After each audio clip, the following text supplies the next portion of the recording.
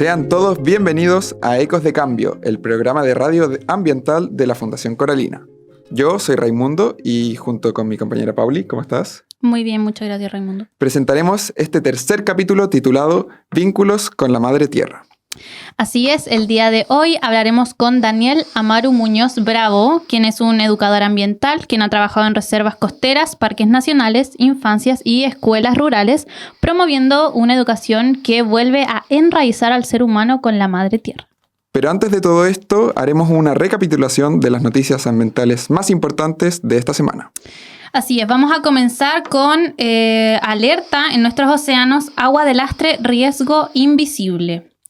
Un reciente estudio liderado por el doctor Antonio Brante de la Universidad Católica de la Santísima Concepción reveló que el agua de lastre de los barcos, que es esencial para su estabilidad, podría estar introduciendo especies invasoras en nuestras costas.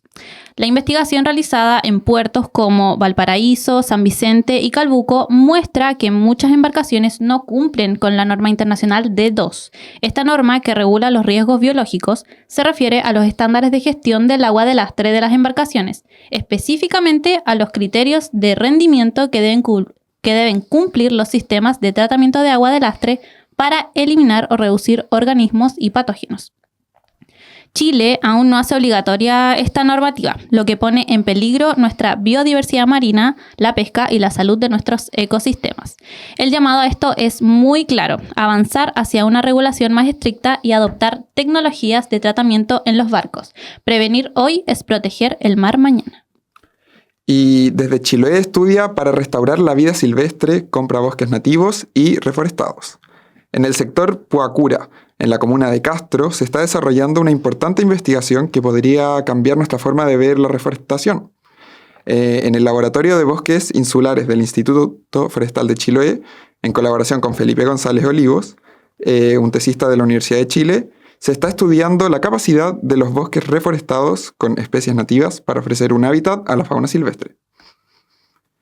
Lo más importante aquí es que si un bosque joven con apenas 10 años de desarrollo puede llegar a parecerse, en términos ecológicos, a un bosque nativo remante. Por esto, se están utilizando cámaras trampa que capturan la presencia de animales como aves y pequeños mamíferos sin alterar su comportamiento natural. Esta comparación se realizó dentro del bosque experimental de Puacura, una reserva periurbana de 90 hectáreas destinada a la conservación, investigación y educación ambiental en el corazón de Chiloé. Este estudio no solo busca evaluar la efectividad de la reforestación, sino también aportar con evidencia concreta para futuras estrategias de restauración ecológicas, lo que es un paso hacia una convivencia más armónica entre las comunidades humanas y los ecosistemas que nos rodean. Ahora pasando a otra noticia, hormigón más sustentable con residuos industriales. Esto en la Universidad de Concepción. El doctor Luis Merino y su equipo han desarrollado un hormigón más duradero y ecológico, incorporando nanofibras obtenidas de residuos industriales como desechos de la industria forestal y sacos de cemento. Este nuevo material no solo aumenta la durabilidad del hormigón en ambientes agresivos como los marinos, sino que también reduce la pérdida de agua, disminuye la corrosión del acero y sustituye áridos naturales escasos. Además, valoriza residuos y reduce la huella de carbono. Dado que el hormigón representa aproximadamente el 8% de las emisiones globales de CO2, innovaciones como estas son clave para una construcción más resiliente y circular. Y el pasado 22 de abril fue el Día de la Tierra, y como Fundación Coralina hacemos un llamado a reflexionar sobre la importancia de cuidar nuestro planeta, especialmente en Chile, un país privilegiado con una increíble diversidad de ecosistemas, desde desiertos del norte hasta los bosques y glaciares del sur, pasando por nuestros valiosos ecosistemas costeros y acuáticos. Chile es un hogar de biodiversidad única, como las costas chilenas, que abarcan desde los bosques de algas en el norte hasta los frágiles estuarios en el sur, los cuales son fundamentales para el equilibrio de nuestros océanos y la vida marina. Además, nuestros humedales, ríos y lagos son vitales para la vida de miles de especies y para nuestro bienestar. Cada ecosistema, desde mares hasta los bosques, es una red interconectada que depende de la salud de los demás. Al proteger nuestras costas, nuestras aguas y toda la biodiversidad que las habita, estamos protegiendo no solo la naturaleza, sino también nuestra propia supervivencia, ya que dependemos de estos recursos para el aire que respiramos, el agua que consumimos y los alimentos que nos nutren. Cuidar la tierra es cuidar la vida, porque lo que hacemos en el planeta nos lo hacemos a nosotros mismos también. Es hora de que tomemos acción para tener un futuro más sostenible. Y siguiendo con la Fundación Coralina, vamos a comentar un poco qué pasó con la limpieza del río en la costanera de Valdivia que mencionamos en el último capítulo, que fue el pasado 12 de abril en calle Arturo Prat con San Martín frente a Se Crea los Ríos a las 11 de la mañana. Se realizó esta limpieza del río en la costanera de Valdivia. Esta actividad de acción y conciencia ambiental, gracias a la participación de voluntarios y organizaciones comprometidas, se logró recolectar un total de 397 kilogramos de residuos, siendo 224 kilogramos pertenecientes a vidrios, 9 kilogramos de latas y 164 kilogramos de basura que fueron retirados de la costanera de nuestra ciudad.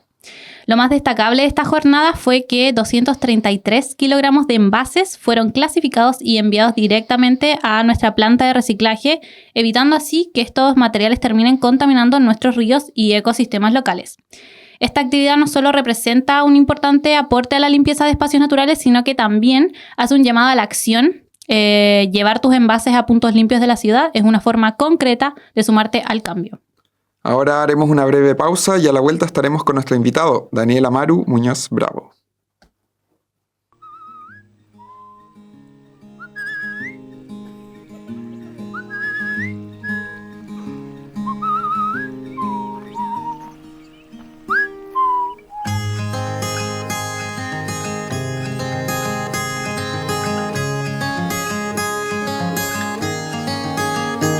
Homeground feels like the weight's been lifted always.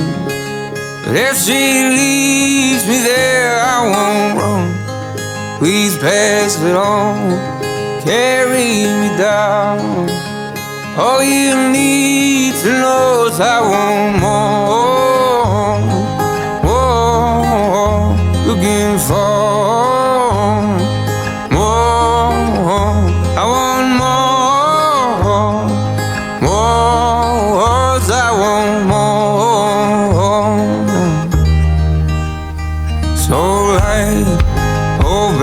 tonight, wait till it's right. Then you fold your hand into mine. Watch as the waves fall back into place. So don't you leave me there wanting more, like before.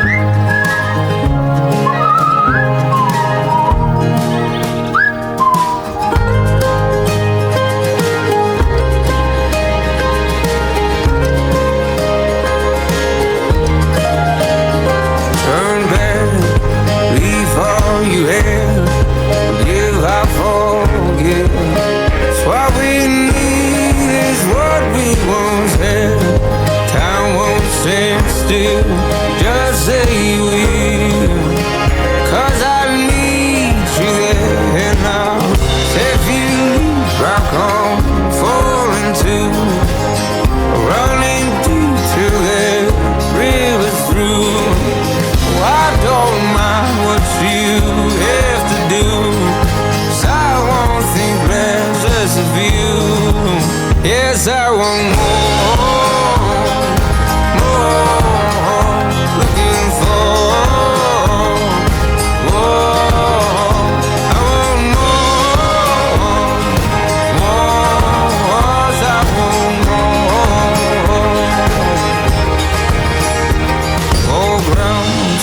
Feels like the weight's been stay home. So don't you leave me there wanting more.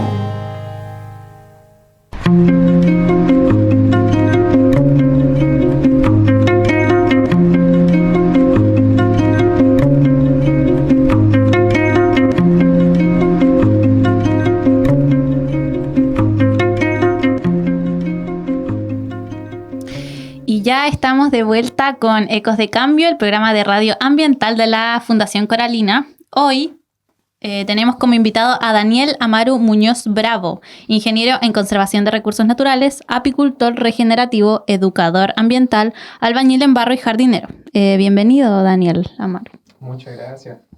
Contento de estar con ustedes acá. Bueno, antes de comenzar con la entrevista, Daniel preparó un escrito sobre el Día de la Tierra. Daniel, ¿puedes leernos tu escrito? Sí, por supuesto. Bueno, esto fue escrito y compartido en una plataforma que se llama LinkedIn, pero feliz de compartirlo por este medio también. A veces uno piensa que tiene que saber mucho para escribir o hay preguntas como si soy escritor o escritora y yo creo que todos pueden hacerlo, ¿ya? Así que ahí va. Hoy es el Día de la Madre Tierra, quien solo nos sostiene, nos dio la vida, el alimento, el cobijo, el aire que respiramos, el agua que nos sacia la sed, el lugar de juego y recreación donde caminamos, donde descansamos, donde soñamos, donde expresamos nuestros más profundos sentires, donde compartimos con nuestra familia de sangre y la gran familia planetaria.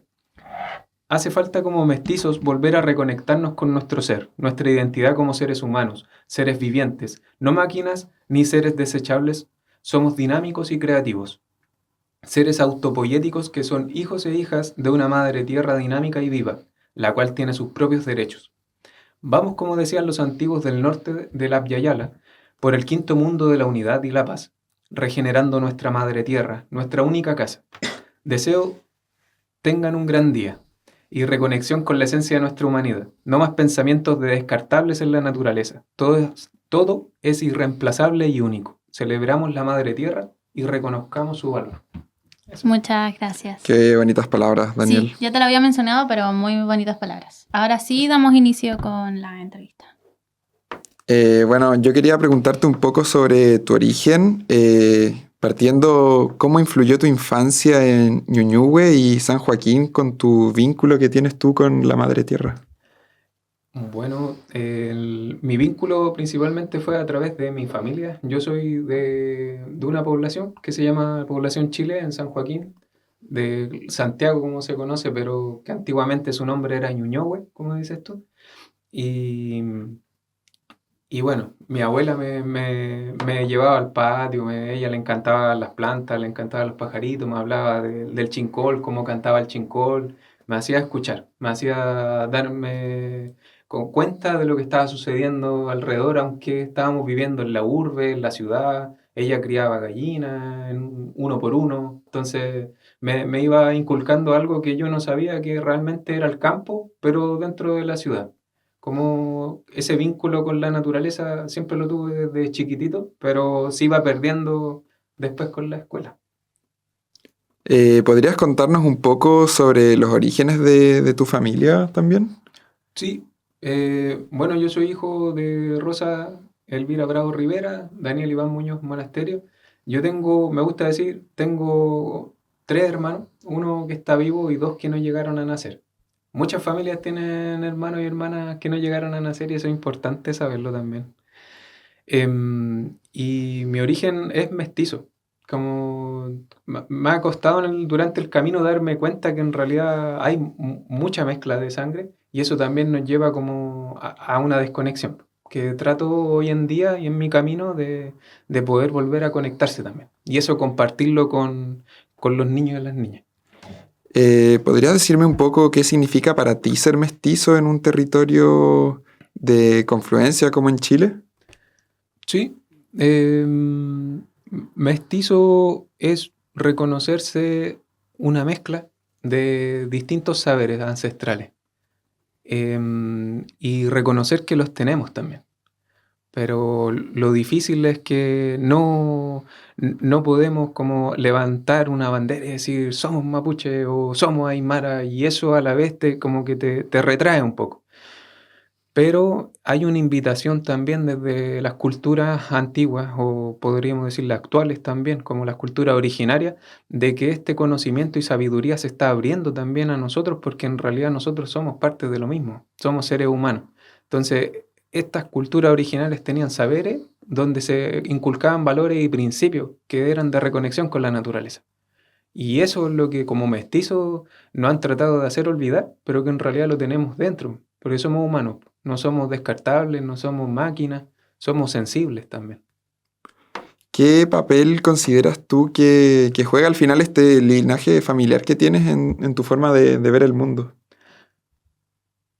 Me ha ayudado un poquito como ir teniendo pasos en la vida, como no sé, cuando vine a estudiar al sur de Chile, tuve la invitación a un Huetripantu. Yo en Santiago nunca había estado tan cerca de la cultura mapuche y en el Huetripantu pude darme cuenta que la verdad es súper básica y abierta a toda la persona que quiera abrir los ojos a la verdad. La verdad yo la defino como algo que por más que se diga cualquier cosa, es algo que es. ¿Cómo? Que mañana sale el sol. No importa que lo diga yo, o que lo diga el presidente de Chile, o quien sea, o el Papa, no sé, cualquier persona. Como que el sol mañana sale. Eso es verdad. Entonces, el Huetripantu en sí apela a esas verdades, unas verdades esenciales, como que el planeta Tierra gira en torno al sol. Y de ahí nace todo un ciclo, y ahí nace también celebraciones, ahí nace la vida, etc. Y ahí empecé a derribar mentiras de nuestra cultura mestiza, como han sido inculcadas, no sé, pues celebrar la Navidad, celebrar, etcétera, todas estas celebraciones inventadas de un día, un calendario inventado, etcétera, como ahí se van derribando mentiras. Eso me ha ayudado un poquito en el camino. Mencionaste sobre comenzar con tus estudios. Sabemos que como primera parte de tus estudios comenzaste a estudiar astronomía. ¿Qué buscabas cuando entraste a estudiar astronomía? Cuando chiquitito en la escuela, yo estudié en la básica y en la media estudié en el Instituto Nacional. Y era un colegio emblemático y todo el cuento, pero en realidad lo valioso también era que era súper plural, por así decirlo. Había gente de todas las clases sociales, habíamos de todas las partes en realidad de Santiago, venían de todas las comunas. Y un día nos preguntaron qué queríamos estudiar. Y yo no tenía idea, nunca me lo había preguntado. Siempre he vivido mucho en el aquí, en el ahora y en la sincronía. Me gusta mucho desde chiquitito. Entonces fue como, ya, me gustan las estrellas, me gusta mirar el cielo, me gusta saber dónde estoy. Que ahora sé que se llama cosmovisión, que sé que eso es parte de la sabiduría ancestral. Y desde chico siempre he vibrado con eso. Entonces dije, me gusta.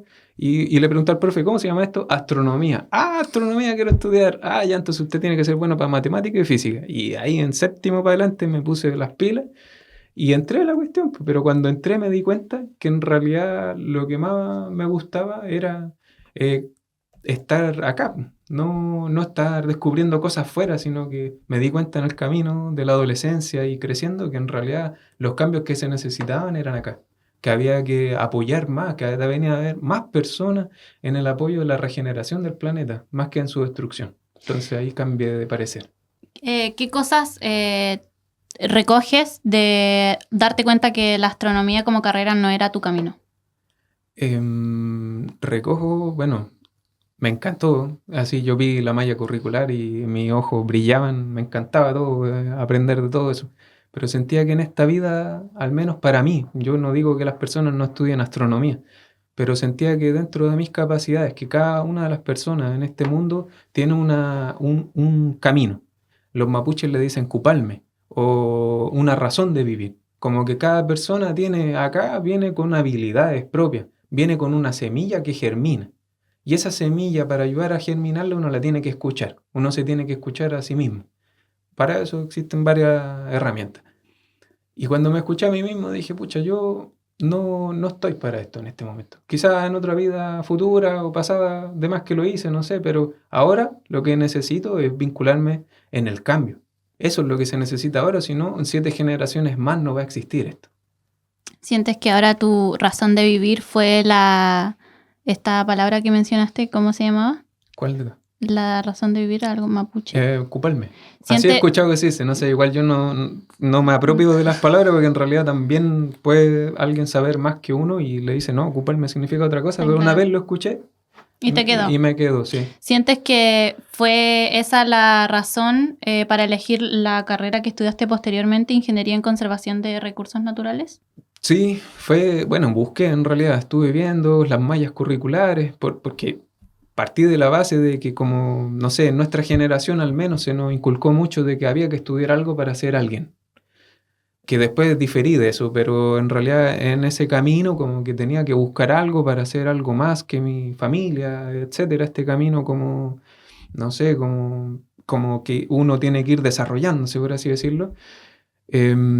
Busqué agronomía, no era, no sé, era muy productivista, veterinaria tampoco, era muy encasillado con los animales, y así fui buscando forestal, dije, quizás el bosque, no sé, biología marina, no, todo muy parcelado. Entonces, cuando vi y descubrí esto de recursos naturales, dije, oye, quizás aquí es, pero llevaban 3 generaciones acá en la Universidad Austral de Chile y tampoco había claridad de lo que era. Si alguien me preguntaba qué iba a ir a estudiar, yo tampoco sabía a qué venía, así, pero dije, bueno, quizá existe una oportunidad de darle algo, un aporte propio también. ¿Qué te hizo terminar la carrera y titularte? En el camino en un momento me flaqueé. Muchos compañeros y compañeras se dan cuenta que podían hacer las cosas sin llegar a terminar los estudios y empezaron a haber diferencias también dentro de las mismas amistades. Me hizo terminar haber escuchado un discurso de Salvador Allende en la Universidad de Guadalajara. Me encantó cómo Salvador Allende en esos años motiva a los estudiantes universitarios a servir a la humanidad y a la naturaleza, como que estamos estudiando para servir, no para hacernos más ricos, ni como adquirir más cosas, sino que para hacer un cambio real. Entonces, fue eso y a la vez también fue como ser consecuente con ese niño que quería cambiar pues, adquirir herramientas. Luego me di cuenta de otras cosas, que no solamente las herramientas se adquieren en 4 paredes, pues en una universidad. Sabemos que tuviste que trabajar en contextos rurales como Chaiwin y Corral. ¿Cómo fue tu experiencia luego de la universidad trabajando, poniendo en práctica todo lo que aprendiste, yendo a trabajar estos sectores rurales? Sí, fue un antes y un después, porque también durante los estudios, como siempre me gustó el servicio, igual me empecé a conocer cómo se hacían programas de educación ambiental en la Reserva Costera Valdiviana en Chaiwin. Y luego continué ese camino y después lo desarrollé tanto en mi práctica profesional, con la CONAF en un jardín infantil allá, generando un programa de educación ambiental para los niños más chiquititos de primera infancia en Chaiwin. Y después ya fui guardaparque en CONAF, en el Parque Nacional Alerce Costero, donde ahora sabemos que está el árbol más longevo del mundo. Tú mencionaste la cosmovisión. ¿Continuaste con estos estudios de alguna forma? Sí, fui invitado cuando estaba estudiando en la universidad, tuve una visita a Bolivia y pude conocer también comunidad aymara. Y en una comunidad aymara se me invitó a vivir allá, a cumplir un rol también de escribir un libro. Ahí fui descubriendo un poquito esto del escribir, todavía no lo he terminado, pero es un camino. Y eso, como que estuve 3 años viviendo allá y aprendí muchas cosas en realidad con respecto a lo que es la cosmovisión, cómo es esto de los principios y valores en el diario vivir, como ser humano. Cuando decidiste venirte al final al sur de Chile, ¿qué aprendiste sobre las comunidades y del vínculo que tienen estas con la naturaleza? Difícil pregunta. Aprendí principios básicos igual como ser humano, como la responsabilidad y los deberes que uno también tiene al estar en un territorio, como el cuidado, como la familia, el agradecer, el celebrar, el arte, la música, los oficios. Ahí conocí también mi oficio de barro, que soy albañil en barro. Sé construir en barro, sé hacer adobe, etcétera. También la apicultura, no sé, como oficio, empecé a conocer el otro mundo de como ser humano también, como más la humildad también, como la conexión con la tierra. ¿Tú percibes alguna amenaza que tengan las industrias al final extractivistas en los territorios del sur? ¿Que si las percibo? Sí. Sí, soy conocedor y también las visualizo en realidad. que están todas dentro de un modelo capitalista, extractivista, mercantilista que fue instaurado de a poco y nosotros como generación nacimos en ella y nos cuesta visualizarla, como verlo de afuera. Igual hay una autora como que podría recomendar, Vandana Shiva, que tiene un libro ahora, Retorno a la Tierra, que está buenísimo y habla un poco de esto como al estilo, para mí, como de Galeano, que te hace ver cómo ha sido todo el proceso de la industrialización y cómo no han profetizado esto, incluso en la ciencia con Darwin, cómo nos venden que todo es competición, cómo el extractivismo tiene que ser en pos de un desarrollo, etcétera, pero en su desarrollo se necesitan como no sé cuántos planetas. Entonces, como que tenemos que encaminarnos un poco, como dice ella, a la economía del cuidado, la economía de la regeneración, eh, no sé, cambiar las cosas como las estamos haciendo. Entonces, para allá apunto un poco, como no sacamos nada con seguir como estamos, sino que apunto a enseñar también, a transmitir y a hacer cosas que vayan cambiando las cosas. No.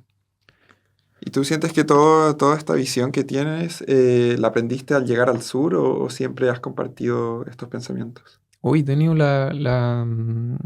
soy agradecido de haber tenido experiencias con distintas culturas también.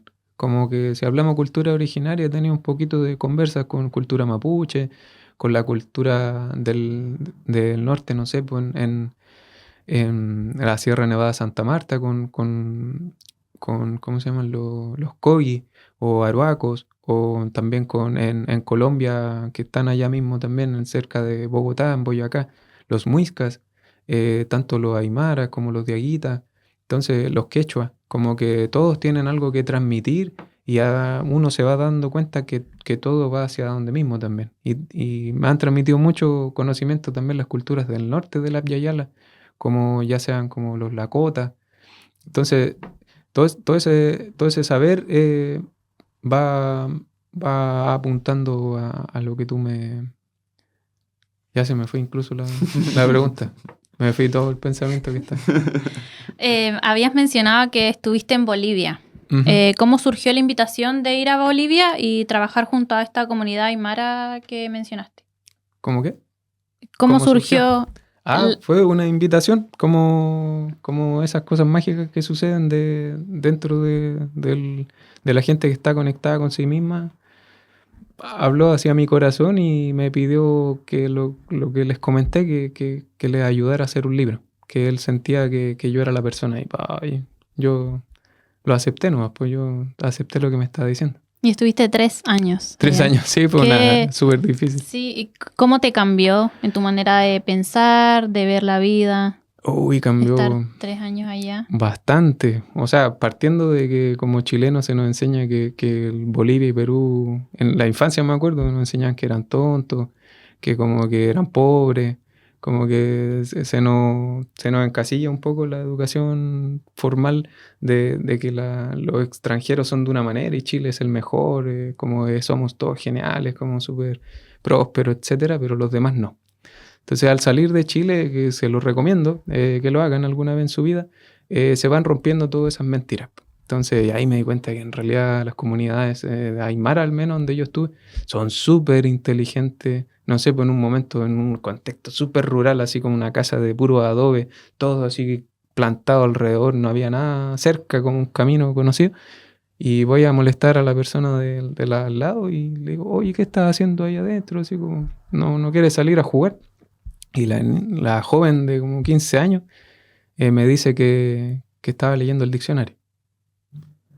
Entonces, como que me di cuenta que en realidad son súper inteligentes. Entonces, desde esa inteligencia hay otra inteligencia, como saberes que se van transmitiendo. Y bueno, ahí algún día si publico un libro y me permiten desde la comunidad también compartirlo con más público, por así decirlo, de acá en el sur, porque también, como un pequeño cuento, yo uno la cultura mapuche, la aymara y las culturas de Colombia en esa historia. Es una novela. Entonces, si alguna vez lo puedo publicar Claro. con el permiso de ellos y ella, se los compartiré. ¿Es para un no- libro que tienes listo o todavía sientes que está en proceso y faltan cosas Está en por proceso. escribir? ¿Sí? Sí, está en proceso. ¿Pero lo sigues escribiendo o está en pausa ese proyecto? Está en pausa, pero sí está acá en mi ser. Y está escrito igual, tengo como 40 páginas, algo así. La idea es publicarlo. Sí. Muy bueno. Cambiando un poco del tema, vamos a pasar a la educación ambiental. ¿Podrías explicarnos un poco qué es la educación ambiental regenerativa? Sí, es un concepto que estamos hablando con nuestro equipo de trabajo que estamos formando ahora, que le aprovecho a mandar un saludo también a los chicos, las chicas. Estamos formando un equipo de trabajo con el cual le hicimos el año pasado la primera versión de la escuela ambiental acá en Valdivia. Y realizando con ellos el trabajo, íbamos sintiendo que nos iba quedando como corto el nombre escuela ambiental. Como que a veces hay como cierta estigmatización o cierto como cierre del concepto en lo ambiental, como que se refiere solamente a ciencias naturales. Entonces, como todo esto que venimos hablando anteriormente en la entrevista, va más allá, pues. En realidad poder cambiar los hábitos va también en los principios, en los valores, va en una cosmovisión, va en un hacer también con una proyección, una visión. Entonces ahí va como un poquito el apelativo, no sé si apelativo es la palabra, pero en realidad como el concepto regenerativo, que se ha ocupado en otra disciplina. No sé, yo practico apicultura regenerativa y así hay distintas disciplinas que lo ocupan. En este caso se refiere como que es regenerar al ser humano como a la naturaleza y regenerar el vínculo entre ambos.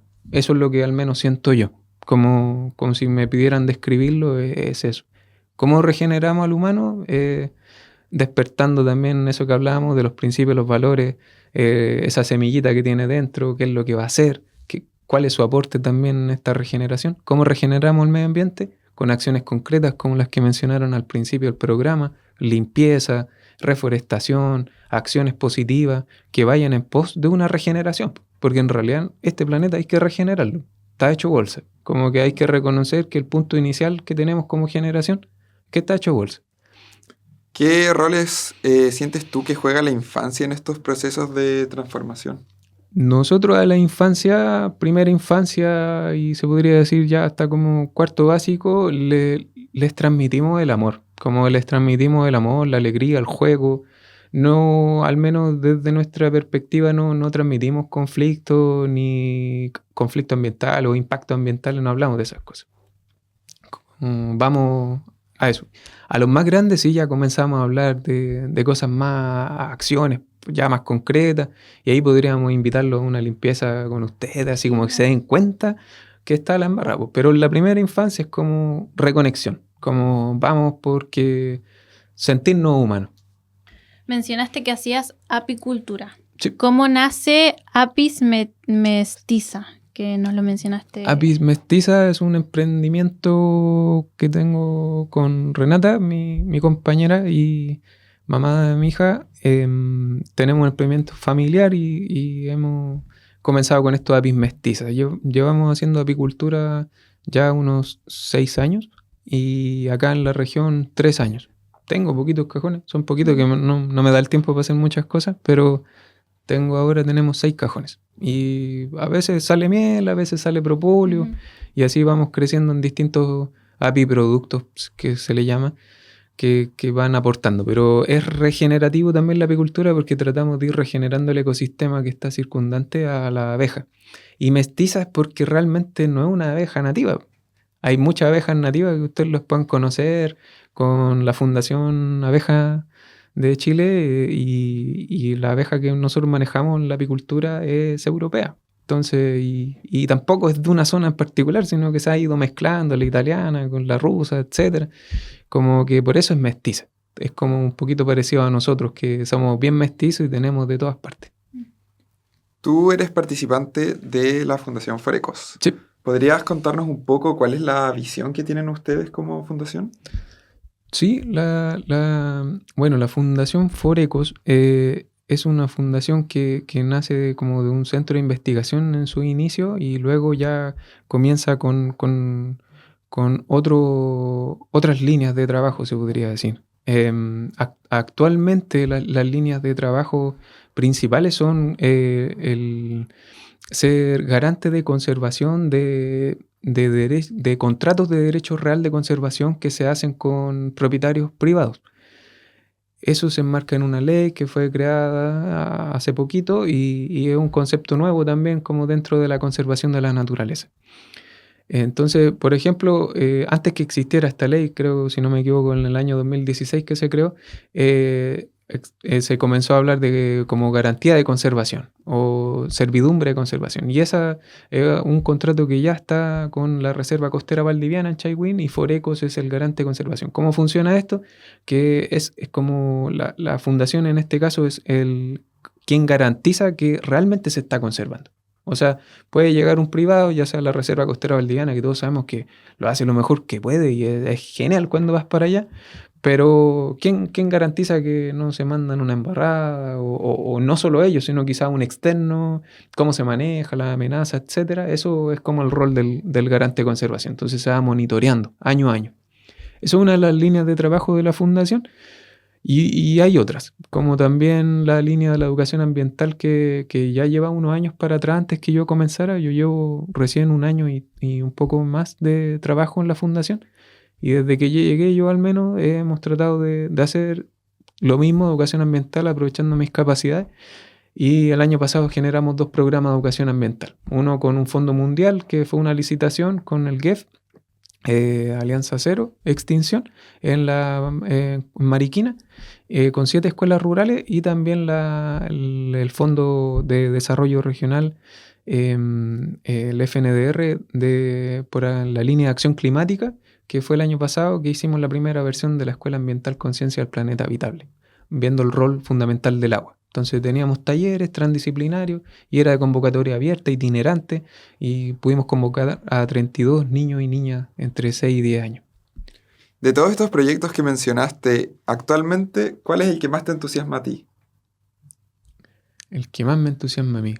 Me entusiasma la escuela ambiental. Me entusiasma en este momento estar desarrollando como un proyecto que se visualiza a futuro como una instancia regenerativa. Como que, no sé, ayer justamente hablábamos de esto con el equipo y visualizo en un futuro como un centro, un lugar así como existe el CEUM, existen otros centros parecidos, un centro donde se pueda transmitir la educación ambiental, vivencial, experiencial, didáctica, al aire libre, con los niños y las niñas, y que el rol del dinero no sea como una limitante, que puedan participar las escuelas, ya sean de bajos recursos como de altos recursos. No digo que tampoco sea específico a alguien, por eso es abierto, regenerativo, porque todas las personas deberían tener una educación así, o al menos alguna experiencia.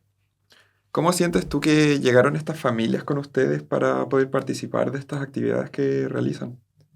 ¿Cómo pienso o cómo siento? ¿Cómo crees que los conocieron al final?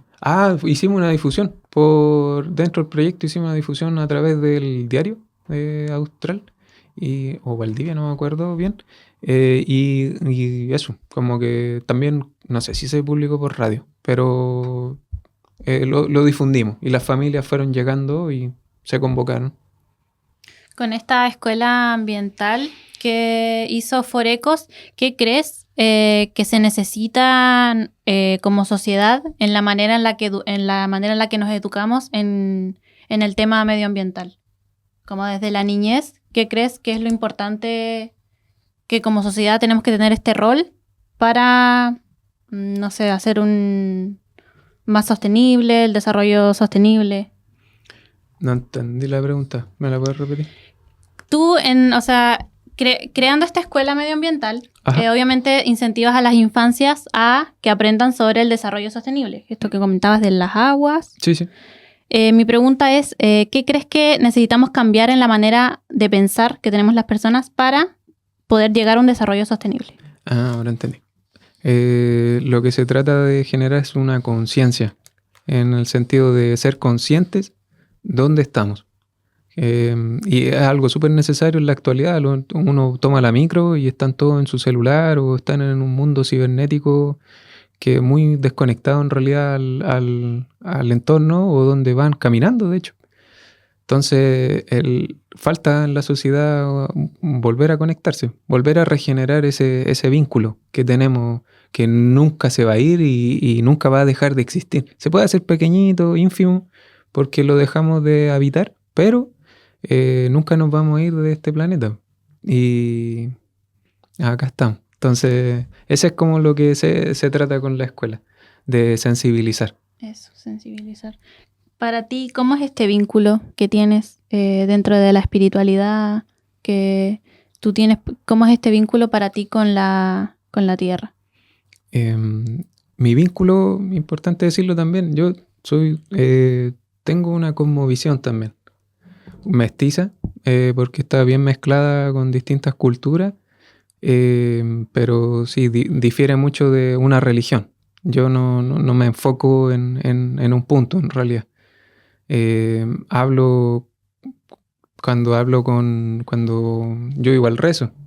Cuando yo rezo o hago un agradecimiento a la tierra, yo no sé, me refiero a la tierra como una madre. Me refiero a lo que creo todo como gran misterio. A donde estamos habitando todo me refiero como gran silencio. Entonces tengo ciertos conceptos que voy rescatando de distintas culturas, pero me ayudan a mí también a ubicarme en la cosmovisión, pues, de dónde estoy, dónde habito. Y así pido permiso cuando entro a cualquier lugar, cuando voy a cruzar un río, cuando entro a un bosque, cuando voy a sacar una hojita, cuando hago cualquier cosa, porque en todos los lugares hay seres que vemos y seres que no vemos. Eso podría compartir, pero como hacer resumido. ¿Y qué papel juega? Bueno, lo comentaste un poco, ¿qué papel juega la espiritualidad en tu vida cotidiana y en tu trabajo? ¿Cómo lo...? En mi vida cotidiana, nosotros en la casa tenemos un altar, como donde tenemos nuestras cosas importantes. No sé, pues si hay un ser familiar o amistad que está con una necesidad especial en estos tiempos que pasan cosas, no sé, pues ahí intencionamos la energía. En realidad somos seres bien energéticos y que estamos conectados unos con otros y podemos llevar esa energía positiva a quien la necesita.